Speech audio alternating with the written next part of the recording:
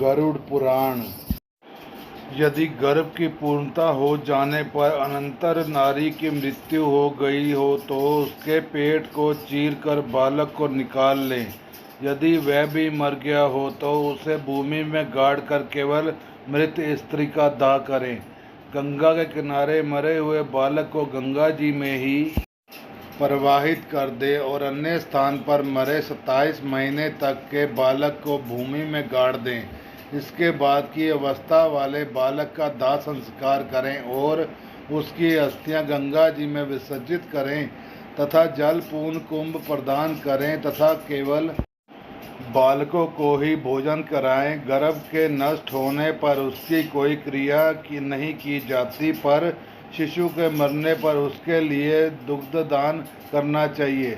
बालक चूड़ाकरण से पूर्व या 3 वर्ष की अवस्था वाले के मरने पर उसके लिए जल पूर्ण घट का दान करना चाहिए और खीर का भोजन कराना चाहिए। कुमार के मरने पर कुमार बालकों को भोजन कराना चाहिए और उपनीत पुगड़न अवस्था में बीच में मरने पर उसी अवस्था के बालक के साथ ब्राह्मणों को भोजन कराना चाहिए। 5 वर्ष की अवस्था से अधिक वाले बालक की मृत्यु होने पर वह चाहे उपनीत यज्ञोपवीत संस्कार संपन्न हो अथवा अपुनीत जिसका यज्ञोपवीत ना हुआ हो, पायस और गुड़ के 10 पिंड क्रमशः प्रदान करने चाहिए। पोगंड अवस्था के बालक की मृत्यु होने पर वर्षों संग तथा महादान की विधि को छोड़कर एकादशाह और द्वादशाह की क्रिया का संपादन करना चाहिए। पिता के जीवित रहने पर प्रौढ़ावस्था में मृत बालक का सपिंडदान दान नहीं होता, अतः 12वें दिन उसका केवल एकोदिष्ट श्राद्ध करें। स्त्री और शुद्धों के लिए विवाह के व्रत बंध स्थानीय संस्कार कहा गया है। व्रत अर्थात उपनयन के पूर्व मरने वाले सभी वर्णों के मृतकों के लिए उसकी अवस्था के अनुकूल समान क्रिया होनी चाहिए। जिसने थोड़ा कर्म किया हो, थोड़े विषयों में जिसका बंधन रहा हो, कम अवस्था हो और स्वल्प देह वाला हो, ऐसे जीव के मरने पर उसकी क्रिया भी स्वल्प ही होनी चाहिए। किशोर अवस्था के और तरुण अवस्था के मनुष्य के मरने पर शय्यादान, वृक्षोत्सादी, पददान, महादान और गोदान आदि क्रियाएं करनी चाहिए। सभी प्रकार के सन्यासियों की मृत्यु होने पर उनके पुत्रों आदि के द्वारा ना तो उनका दाह संस्कार किया जाना चाहिए, ना उन्हें तितांजलि देनी चाहिए और ना ही उनके 10 ग्रात्री क्रिया की करनी चाहिए, क्योंकि 10 दंड ग्रहण संन्यास ग्रहण कर लेने मात्र से नर ही नारायण स्वरूप हो जाता है। त्रिदंड मन, वाणी और इंद्रियों का संयम ही त्रिदंड है। ग्रहण करने से मृत्यु के अनंतर उस जीव को प्रेरत्व प्राप्त नहीं होता। ज्ञानी जन तो अपने स्वरूप का अनुभव कर लेने के कारण सदा मुक्त ही रहते हैं, इसलिए उनके उद्देश्य से दिए जाने वाले पिंडों की भी उन्हें आकांक्षा नहीं होती, अतः उनके लिए पिंडदान और अदरक क्रिया नहीं करनी चाहिए। किंतु पितृ भक्ति के कारण तीर्थ श्राद्ध हो और ज्ञात श्राद्ध करने चाहिए। हे ताक्षे, हंस, परमहंस, कुटिक और बहुटक, इन 4 प्रकार के सन्यासियों की मृत्यु होने पर उन्हें पृथ्वी में गाड़ देना चाहिए। गंगा आदि नदियों के उपलब्ध न रहने पर भी पृथ्वी में गाड़ने की विधि है। यदि वहाँ कोई महानदी हो तो उसी में उन्हें जल समाधि दे देनी चाहिए। गरुड़ जी बोले, हे केशव, आप 10 ग्रात विधि के संबंध में बताइए। इसके करने से कौन सा पुण्य प्राप्त होता है और पुत्र के अभाव से में इसको कैसे करना चाहिए।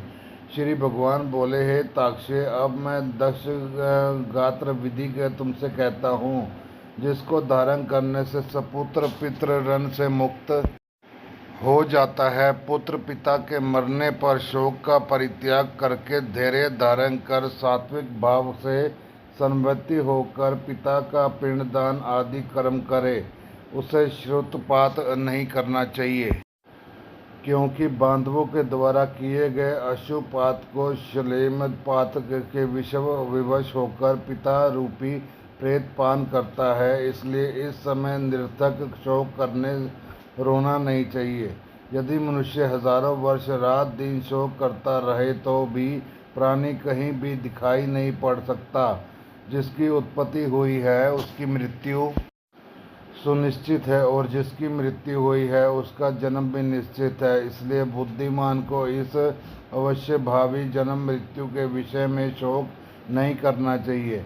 ऐसा कोई देवी अथवा मानवीय उपाय नहीं है जिसके द्वारा मृत्यु को प्राप्त हुआ व्यक्ति पुनः यहाँ वापस आ सके। अवश्यम भावी भावों का प्रतिकार यदि संभव होता तो नल, राम और युधिष्ठिर महाराज आदि दुख न प्राप्त करते। इस जगत में सदा के लिए किसी का किसी के भी व्यक्ति के साथ रहना संभव नहीं है। जब अपने शरीर के साथ भी जीवात्मा का सर्वकालिक संबंध संभव नहीं है तो फिर अन्य जनों के आत्यनिक सहवास की तो बात ही क्या।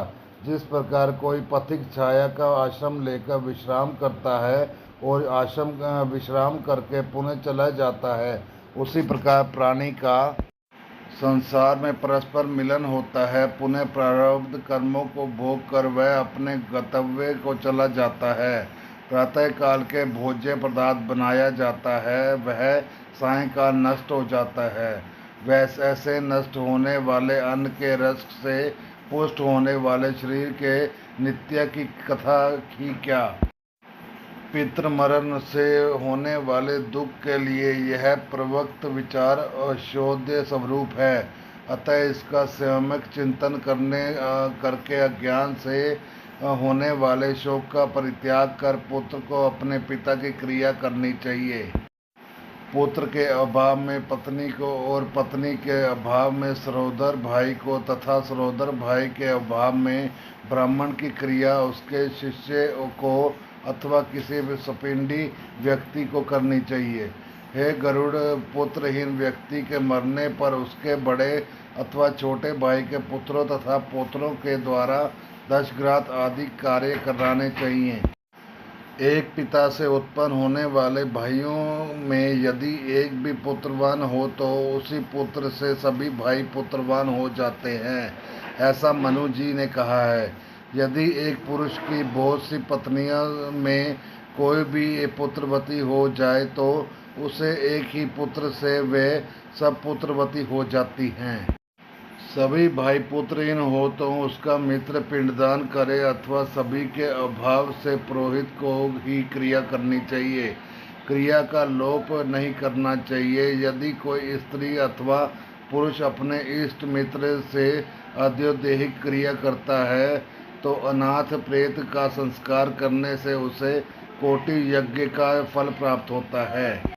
हे खग, पिता का दशगात्रीय कर्म पुत्र को करना चाहिए, किंतु यदि ज्येष्ठ पुत्र की मृत्यु हो जाए तो अति स्नेह होने पर भी पिता उसकी दशगात्री क्रिया न करे।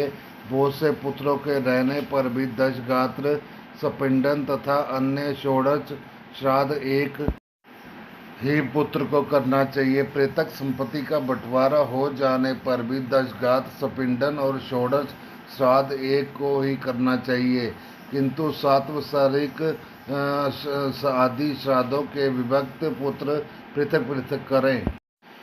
इसलिए ज्येष्ठ पुत्र को एक समय भोजन भूमि पर शयन तथा ब्रह्मचर्य धारण करके पवित्र होकर भक्ति भाव से दशगात्र और श्राद्ध विधान करने चाहिए।